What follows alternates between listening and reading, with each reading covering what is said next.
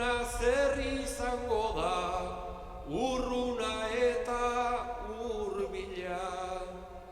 Geu nahi degunik ez da izango, baina aurreratu dadila.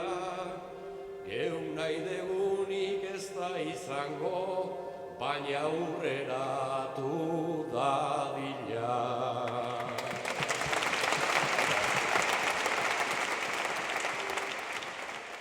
La Corporación Mondragón ha decidido crear una banda sonora para sus más de 60 años de historia. Es una sinfonía de 8 canciones que ha compuesto el reconocido músico Fernando Velázquez y las letras son de Jon Sarasua. Es una obra...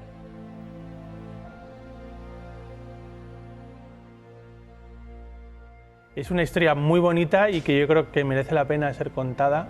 Y además ser contada de una manera artística y poética que es abierta para que todo el mundo la interprete y se sienta incluido, ¿no? Hablamos de eso, de Mondragón, donde se ha forjado precisamente un proyecto que tiene por objetivo ponerle música y voz y danza al espíritu cooperativista. Fíjate, ¿se puede conseguir eso? Pues también se puede conseguir. Su intención es dar a conocer los valores del cooperativismo y para ello han reunido a escritores, bertsolaris, a compañías de danza y al compositor también Fernando Velázquez.